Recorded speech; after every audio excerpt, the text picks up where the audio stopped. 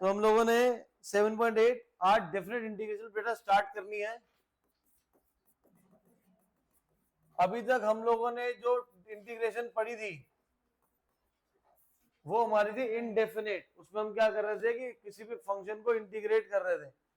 जैसे मेरे पास कोई भी एक फंक्शन जैसा था एक्स स्क्वायर था, मैं इसको इंटीग्रेट कर सकता था तो ये हो जाता है एक्स क्यूब बाय 3 प्लस सी हो जाता था। सी के साथ क्या हो सकता था, कोई भी कांस्टेंट हो सकता था, कोई भी वैल्यू इसकी हो सकती थी। इसकी वैल्यू एक्स की हमारी मैं कुछ भी सब्स्टिट्यूट करूंगा तो कहीं पे भी हो सकती थी इसकी वैल्यू कुछ भी। लेकिन जब इसको अगर मैं बाउंड कर दूं, एक रीजन के अंदर बंद कर दूं, सिर्फ एक रीजन की मेरे को वैल्यू निकालनी है, तो उस केस में सॉल्व कैसे करते हैं। तो यहाँ पे लिख देते हैं नीचे 1 और ऊपर 2। मतलब कि लोअर लिमिट कितनी है मेरी 1 है और अपर लिमिट कितनी है 2 है। तो मतलब मेरे को क्या करना है, एक्स स्क्वायर को इंटीग्रेट करना है। एक्स स्क्वायर को इंटीग्रेट कहां से करना है, 1 से लेके 2 तक ही इंटीग्रेट करना है हमें। एक्स स्क्वायर को 1 से लेके 2 तक ही इंटीग्रेट करना है। तो उस केस में ऐसे काम नहीं चलेगा। क्या करना पड़ेगा, आपको लिखना पड़ेगा एक्स क्यूब बाय 3। जब भी हमारा डेफिनेट इंटीग्रेशन होती है तो उसके अंदर एक कांस्टेंट जो अलग से सी लगाते हैं वो सी नहीं आता।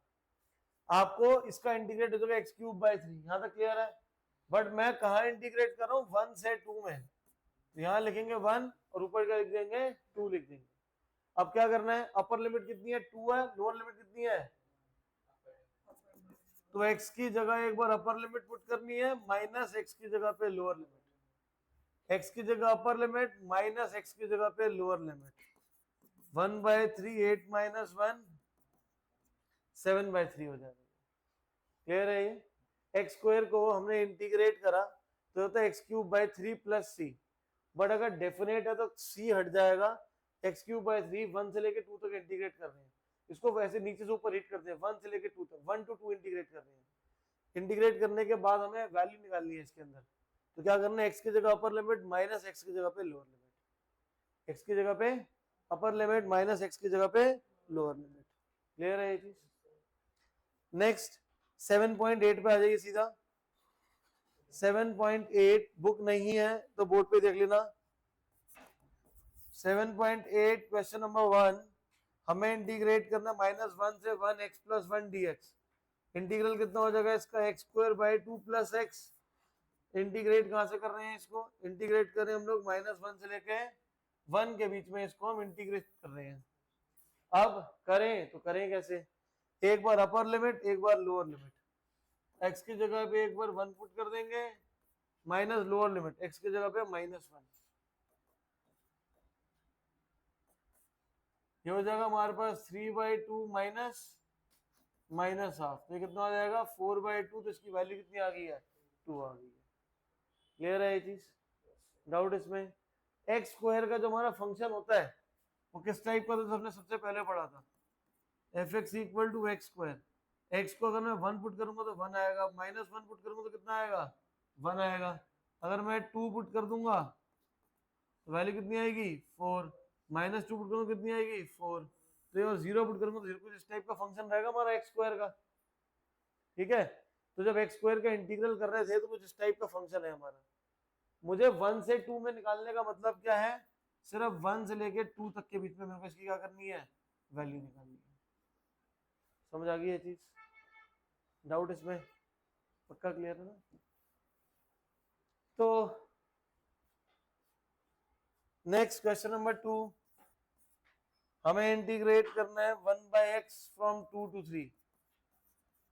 1/x हमारा हो जाएगा log x।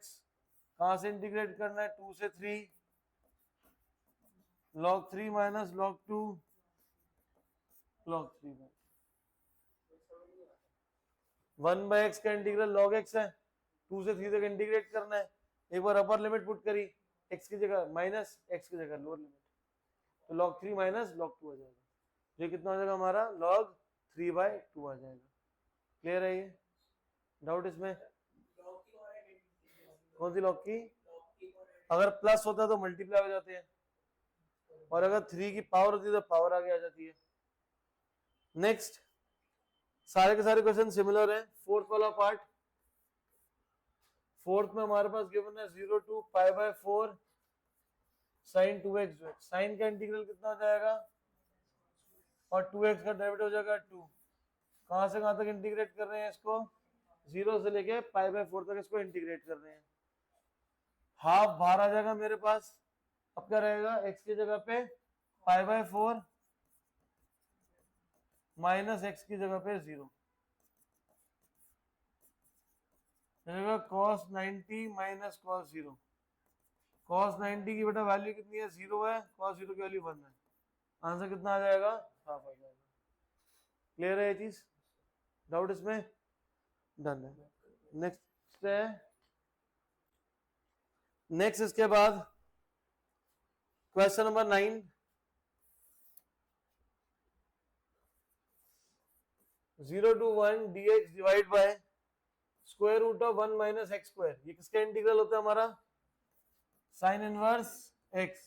कहां से कहां तक इंटीग्रेट करना है, तो सॉल्व कैसे करेंगे इसको, sine inverse 1 minus sine inverse, sine में 1 कब होता है बेटा, π/2, और 0 कब होता है, 0 पे।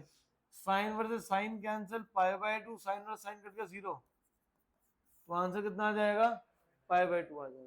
क्लियर है ये चीज बेटा, root of 1/√1 minus x square, integral किसका हमारा, a square minus x square की फॉर्म है, जो कहते हैं साइन वर्स x/a, a की वैल्यू 1 थी, इंटीग्रेट करें 0 से 1 में, तो एक बार अपर लिमिट डालेंगे x की जगह 1 आ जाएगा, माइनस x की जगह लोअर लिमिट 0।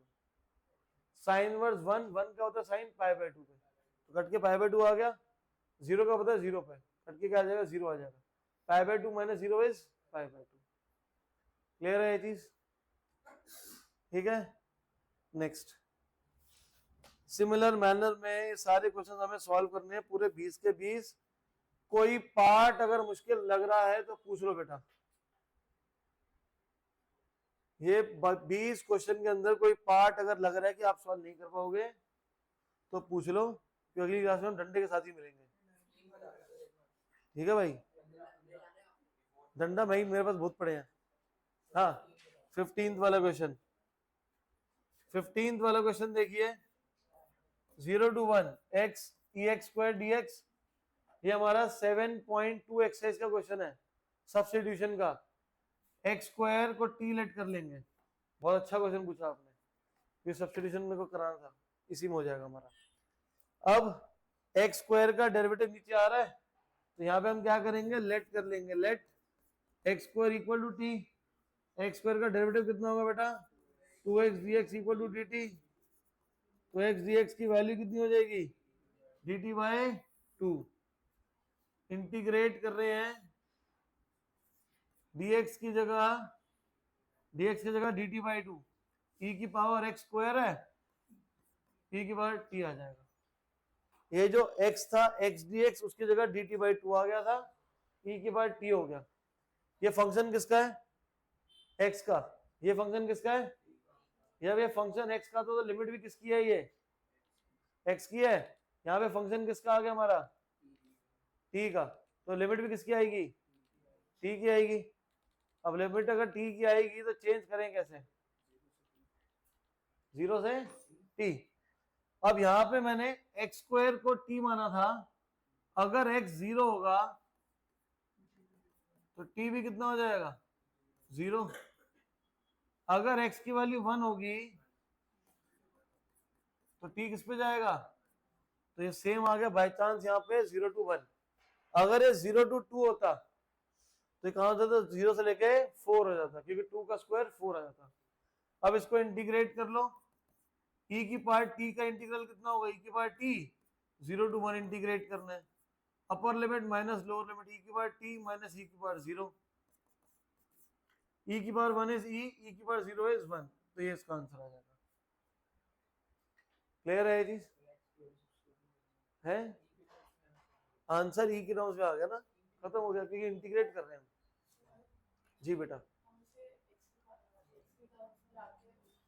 एक्स की टर्म में आएगा नहीं ना, फंक्शन हमारे पास यहाँ पे सब्स्टिट्यूशन लग रही थी, सब्स्टिट्यूशन से मैंने फंक्शन में t ले लिया, तो मेरा पूरा फंक्शन t के फॉर्म में आया था, तो मैंने इसलिए क्या करा, लिमिट जो यहाँ x की थी उसको t में चेंज कर दिया, ये चीज है। दूसरा क्वेश्चन देखते हैं, हमें इंटीग्रेट करना है sin x cos x को 0 to π/4 में। दोनों एक दूसरे के डेरिवेटिव है।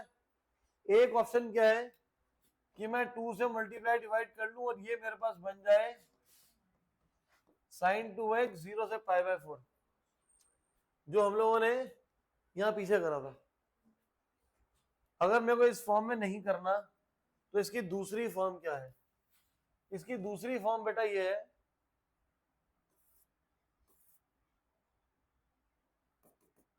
कि मैं सब्स्टिट्यूशन से अगर इसको सॉल्व करूं तो मैं लेट कर लेता हूं, let sin x equal to t, cos x dx कितना हो जाएगा?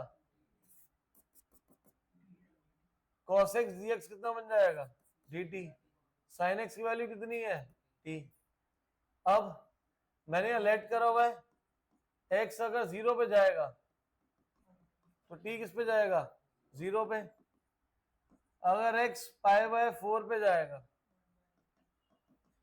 तो t किस पे जाएगा? 1/√2 पे। क्लियर है ये? t का इंटीग्रल कितना होता है हमारा? t²/2। कहां से कहां तक इंटीग्रेट करना है? 0 से 1/√2। x के t की जगह पे 1/√2 और एक बार माइनस लोअर लिमिट 1/√2 का स्क्वायर 1/2, कितना आ जाएगा ये? 1/4 आ जाएगा। क्लियर है ये चीज? डाउट इसमें? तो अगर सब्स्टिट्यूशन करना है तो इस तरीके से हम लोग सब्स्टिट्यूशन सॉल्व कर लेंगे इसको। बोलो क्या कर रहे हो आप? हाँ, इसमें कोई भी मेथड से सॉल्व करोगे आंसर हमेशा क्या आएगा? सेम ही आएगा। अब पीछे वाले का आंसर हमारे पास कितना था? sin 2x का 1/2 था, ये कितना आया है? अब देखो हमने क्या करा था कि अगर इसको मैं पुराने तरीके से करता तो 2 से मल्टीप्लाई डिवाइड करता तो नीचे 2 आता तो हाफ होता आंसर। क्लियर है ये चीज? पहले वाले का 1/2 और बाहर हाफ आ जाता तो 1/4 आ गया। सो डेफिनेट और इनडेफिनेट में यही फर्क है, डेफिनेट के आंसर हमेशा सेम ही आएंगे चाहे कोई भी मेथड लगा लो। इनडेफिनेट के आंसर अलग अलग होते हैं लेकिन डेफिनेट के आंसर अलग नहीं होते हैं। तो इस पूरी एक्सरसाइज में और आप कौन सा कर रहे हो बेटा? 20th question, question number 20। ये हमारे पास बोल रहा है 0 to 1 x cx plus sin πx/4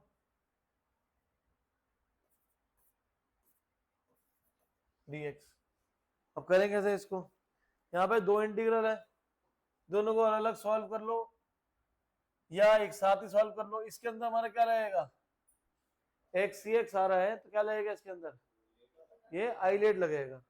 तो मैं यहाँ पे क्या करता हूँ, दोनों को ना स्प्लिट कर लेते हैं अलग अलग। ये हो जाएगा x cx dx 0 to 1 sin πx/4। इसको ले लो बेटा इंटीग्रल I1, ये हो जाएगा हमारा I2। I1 को सॉल्व करना है 0 to 1 x cx ILAT second function E. तो ये किसके इक्वल हो जाएगा हमारा? 0 to 1 नहीं, हमारा क्या होता है? ILATE first function as integration of second minus. अब देखो मेरे पास ऑप्शंस हैं, मैं यहाँ पे अलग अलग करने की जगह हम क्या करेंगे, इसको पहले इंटीग्रेट करो, लिमिट एंड में सॉल्व कर लेंगे। First function as integration of second minus derivative of first integration of second whole integral, और पूरे पे वैल्यू कब निकालनी है मेरे को? 0 to 1 पे। यहाँ पे हो जाएगा x ex माइनस x का डेरिवेटिव कितना होगा? ex का integral ex, 1 into ex is ex, ex का इंटीग्रल क्या होगा? ex। कहां से कहां तक इंटीग्रेट करना है? 0 to 1। Upper limit minus lower limit 0 minus 0 plus e की पावर 0 1, तो ये 1 आ जाएगा। क्लियर है ये? ये हो गया हमारा सेम है, e माइनस ई 0 हो गया, ये 0 ही है, e की पावर 0 1 तो माइनस माइनस प्लस 1। क्लियर है ये? अब हमें सॉल्व करना है दूसरे वाला पार्ट I2। I2 हमारे पास है 0 to 1 sin πx/4। साइन का इंटीग्रल कितना होता है बेटा? Minus cos πx/4 divide by πx/4 का डेरिवेटिव कितना हो जाएगा? π/4। कहां से कहां तक इंटीग्रेट करना है? 0 to 1। ये ऊपर चले जाएगा जगह -4/पाई cos pi x by 4 0 to 1। x की जगह 1 पुट करेंगे, माइनस एक्स की जगह पे 0 पुट करेंगे। -4/पाई cos 45 कितना हो जाएगा 1/√2 माइनस cos 0 कितना होता है 1। -4/पाई एलसीएम ले लो 1 माइनस √2/√2। क्लियर है ये? तो ये हमारे पास I1 है, ये हमारे पास I2 है, दोनों को ऐड कर दोगे I is equal to I1 plus I2, दोनों को पुट कर देना, आंसर आ जाएगा। क्लियर है ये? डाउट यहाँ तक? तो अभी तक जो हम सॉल्व कर रहे थे सब नॉर्मली चलता आ रहा है, बस मुझे करना क्या है अब, upper limit minus lower limit लगा देनी है। और इंटीग्रेट करने के बाद हम पहले कांस्टेंट सी हर जगह लिखते थे, सी यहाँ पे कहीं पे भी ऐड नहीं होगा। क्लियर है परेश? 7.9 एग्जैक्टली सेम है जो हम लोग पहले पढ़ चुके हैं इंटीग्रेशन, सिर्फ और सिर्फ फर्क किसका आ रहा है, हमारा लिमिट का फर्क आ रहा है। अब जो हम स्टार्ट करने लगे वो सबसे ज्यादा इंपॉर्टेंट है हमारा, वो हमारा सारे के सारे प्रॉपर्टीज हैं, और पेपर में प्रॉपर्टीज वाले क्वेश्चन ही आने हैं। 7.10 और मिसलेनियस यही सबसे ज्यादा इंपॉर्टेंट है, क्योंकि इसमें पूरे का पूरा चैप्टर के सारी एक्सरसाइज इसके अंदर आ जाएंगे, सारी क्लब हो जाएंगी एक साथ एक ही क्वेश्चन में। तो हमारे पास सबसे पहली जो प्रॉपर्टी है,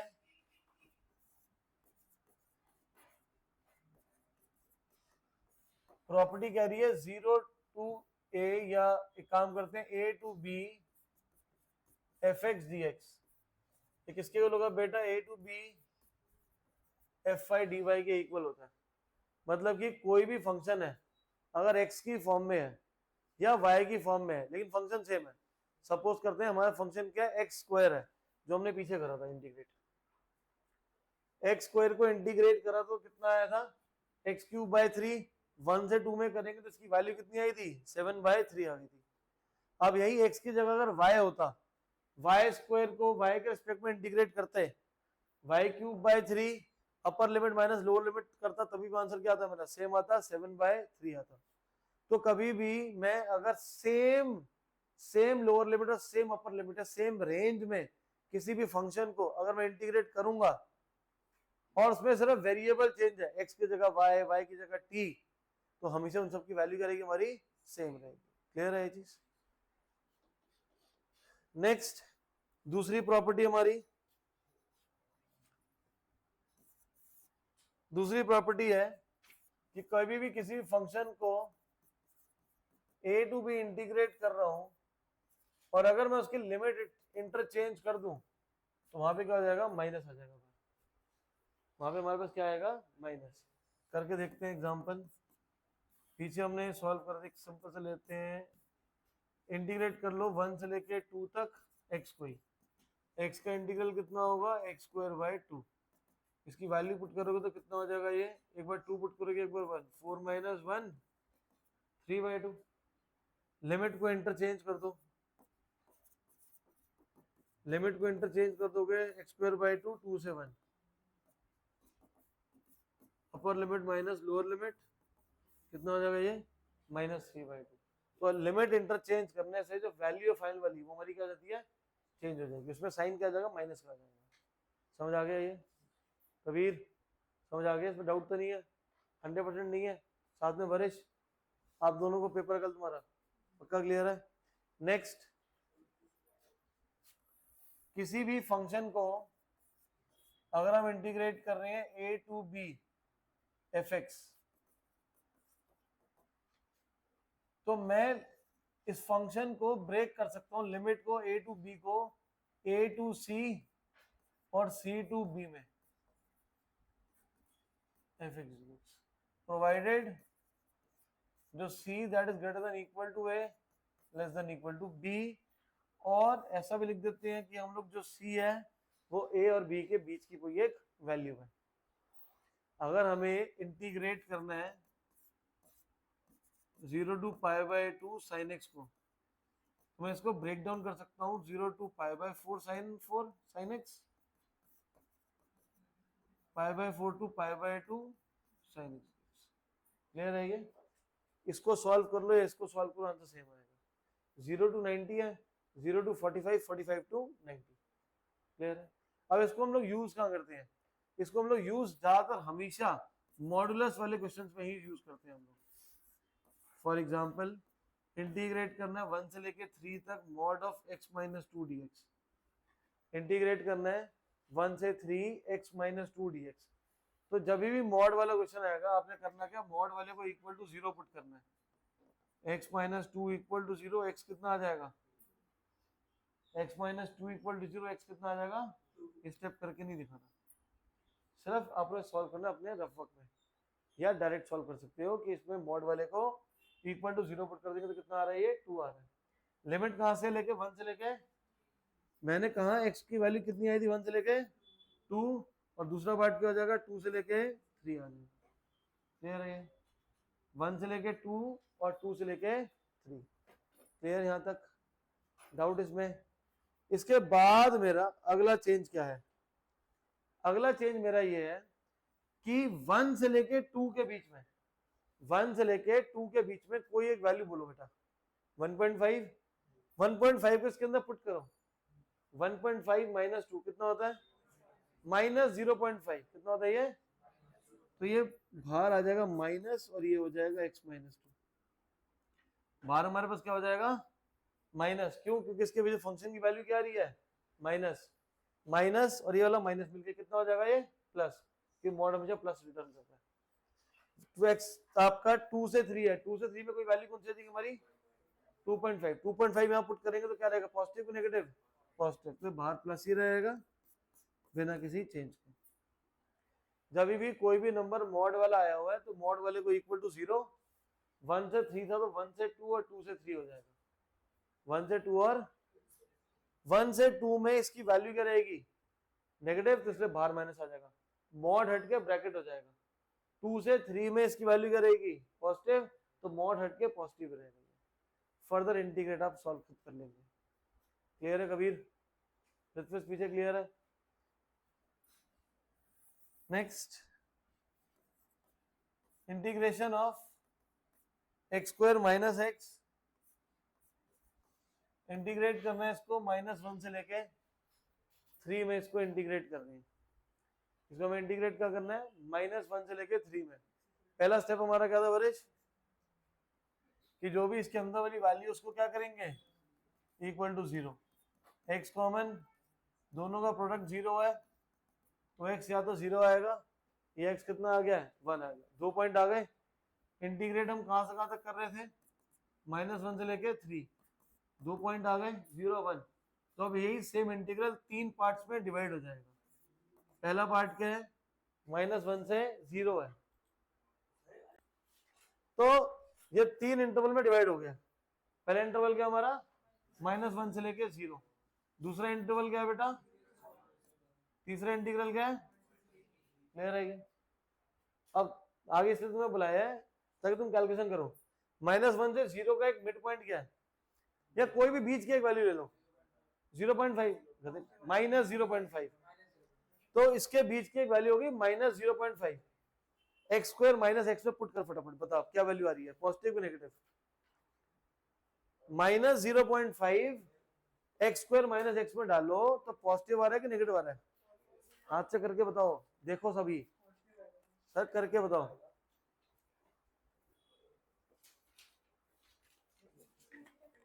नेगेटिव आ रहा है तो सारे पॉजिटिव को गुणगान गा रहे हैं। वो पेन पीछे दे दो बेटा। नेगेटिव आ रहा है। -0.5 का स्क्वायर कितना होगा? 0.25। माइनस माइनस प्लस, तो क्या हो गया? पॉजिटिव हो गया। तो यहाँ पे क्या रहेगा हमारा? पॉजिटिव। एक्स की जगह मैंने बेटा -0.5 पुट करा था, ये हो जाएगा 0.25 प्लस 0.5 0.7। समझ आ गया? तो यहाँ पे क्या रहा हमारा फंक्शन? पॉजिटिव।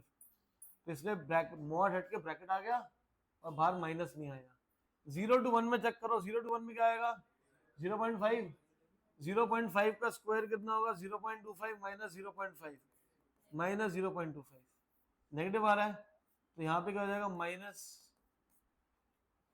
-1 से 2 में कोई एक पॉइंट लो। 1 से 2 में 2, 1 से 3 है तो 2 ले लेते हैं, तो ये का 2 स्क्वायर 4 माइनस 2 कितना होगा पॉजिटिव, यहाँ पे हमारे पास पॉजिटिव हो जाएगा। क्लियर है, ये हो जाएगा सॉल्व।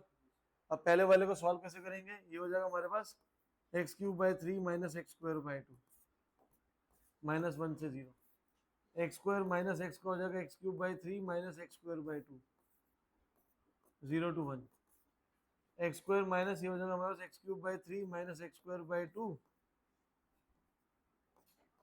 और यहाँ पे क्या 1 से 2।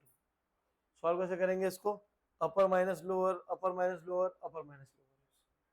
क्लियर है, ये सॉल्व हो जाएगा ये खुद, लास्ट वाला पार्ट। तो नेक्स्ट इंटीग्रेशन में इंटीग्रेट कर रहे हैं बेटा 2 से लेकर 8 तक, mod of x minus 3 plus mod of x minus 5 dx। पहले हमारा एक इंटीग्रल था, इस बार 2 इंटीग्रल है, तो क्या करेंगे दोनों मॉड को इक्वल टू 0 पुट कर देंगे। पहले वाले मॉड को इक्वल टू 0 पुट करूंगा तो कितना आएगा, दूसरे को पुट करेंगे कितना आएगा 5। तो मैं इंटीग्रेट कहां से करूंगा 2 से 3, फिर कहां से इंटीग्रेट करूंगा 3 से 5 और फिर कहां से इंटीग्रेट करेंगे 5 से 8 तक। क्लियर है ये। अब 2 से 3 में मंथन 2 से 3 का एक बीच वाला पॉइंट ले ले भाई, क्या है 2.5, इसमें 2.5 पुट करूंगा तो क्या आएगा नेगेटिव आएगा, तो हो जाएगा माइनस ऑफ x माइनस 3। इसमें मतलब आगे पुट कर देते पुट करो, बात तो बराबर ही है, क्योंकि यहाँ पे 2 है इसलिए मैं इसके साथ रखा हुआ है। x माइनस 5 में 2.5 पुट करो क्या आएगा नेगेटिव, तो ये भी नेगेटिव आ रहा है, minus of x minus 5। 3 to 5 का एक पॉइंट बोल बेटा बीच का 4, पहले वाले में 4 पुट करेगा तो क्या आएगा तो x माइनस 3, यहाँ पुट करेगा तो क्लियर है ये। 5 to 8 के बीच में यहाँ पे पुट करेगा पहले वाले में तो कितना हो जाएगा 5 to 8 में पॉजिटिव, तो यहाँ पे हमारे पास हो जाएगा x माइनस 3, यहाँ पुट करेंगे तो कितना आएगा प्लस x माइनस 3। क्लियर है यहाँ तक, डाउट इसमें। तो यहाँ पे इसी को दोबारा से करते हैं, कहाँ पे थे हम, यहाँ पे थे, 1 मिनट।